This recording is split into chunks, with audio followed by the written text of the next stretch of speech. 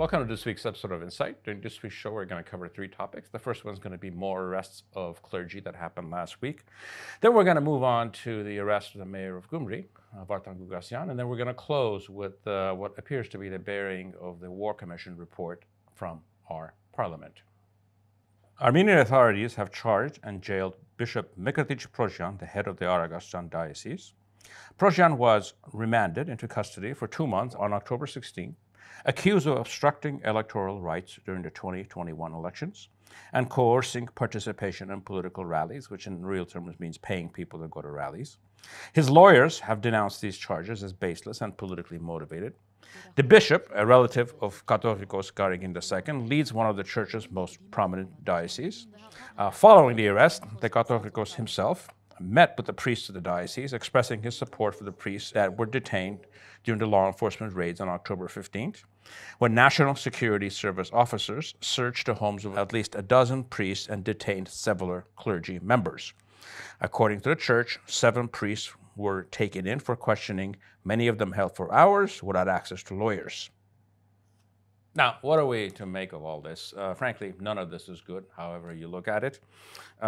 Would it surprise me that these people or individuals are guilty of these crimes that they were accused of? It wouldn't surprise me whatsoever.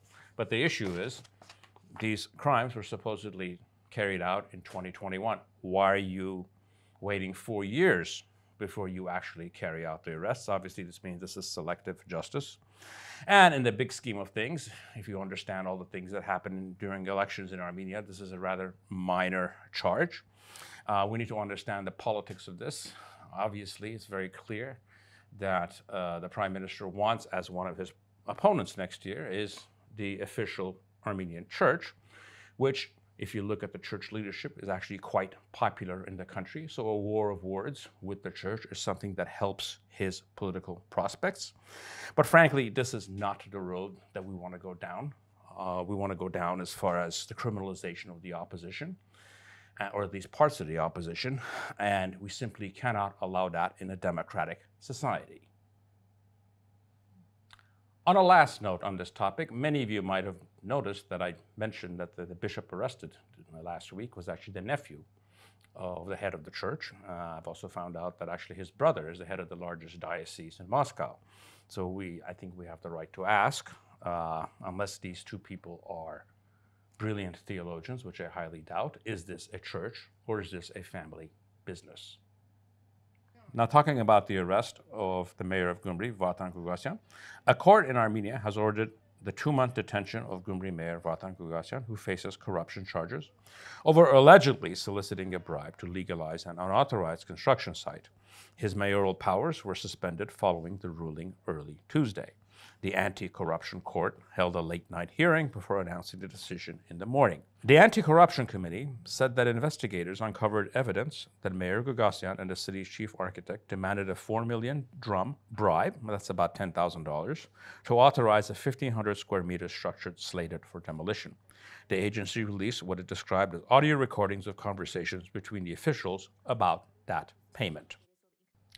As many of you know, I'm actually quite critical of many of the arrests that have happened around the country because I think many of them are politically motivated. That does not move to this case. Mayor Vartan Gugasian has actually been involved in criminal activities most of his life, and I would not be surprised whatsoever that he was involved in criminal activity once again. If you listen to the tapes that have been released by the prosecutor, they're actually quite damning. If you look at it as a totality, on his best days, Vartan Gugasian is a clown. On his worst days, he's a criminal. But on every other day, he's actually nothing more than an embarrassment to this country.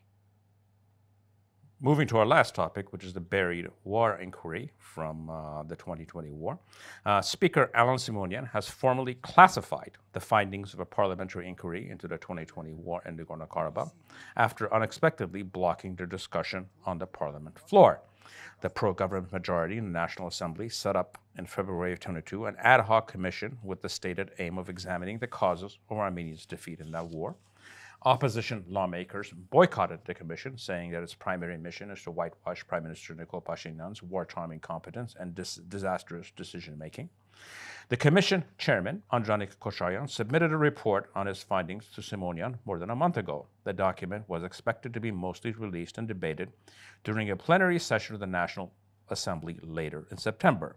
Instead, now, only members of parliament will have access to read and study the document. We actually have second-hand reports of members of parliament that have actually read this report, and according to them, there's actually not much there in the report. But if we want to step back and understand why this commission report is being buried, there's probably four likely reasons. The one obvious one, obviously, given the fact, the time period that you're looking at, and not in a broader context of preparation for the war, this is going to make the prime minister look really bad, because you really can't really look good given the results that we have. Secondly, and probably more critically, is the fact that this report will very likely damage our current not very good relations with Russia, because it's very likely that any report would put Russian actions in a very poor light. Third is that this government is hell-bent on burying anything that having to do with the Artsakh war, or Artsaksis themselves, actually. And we're supposedly in this new peace era, and bringing out this topic would bring about all of these issues and all these conversations that they simply don't want to have at this point. And fourth, and this should not be a surprise to anyone if you're in Armenia, this report could be so poorly done that it's actually an embarrassment that they actually don't want it out in the public, because they'll be ridiculed for how poorly written it actually is. Now, how should we analyze all of this? First and foremost, we should care less who this helps or hurts in this process of revealing the truth. This is something that our society needs to know about, if for no other reason than to move forward. In any normal country, the war would have ended in 20. By the middle of 21, you have a report, and by the end of 21, you actually have military reforms that get started. But obviously, we're not a normal country. There are actually countless examples of what I just described all over the world.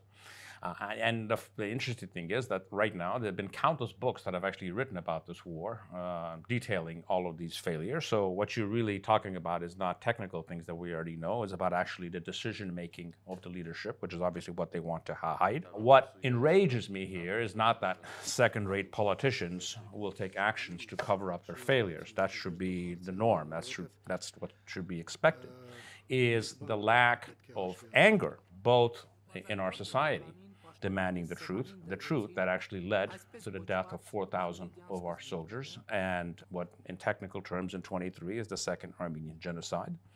What enrages me is the stupidity of our opposition that doesn't see this as a fantastic opportunity to attack this government and get involved and embarrass them for all their failures. Instead, they walk away from their responsibilities. And the public that is silent and not demanding action. Now, this lack of reaction brings me to the sad reality that what we have actually created in this country is not a nation of citizens, but actually a nation of consumers. Consumers that will put up with any lie and the indignity, as long as it doesn't demand any sacrifice or any self-reflection. Thank you for joining me in this week's episode of Insights. Yes,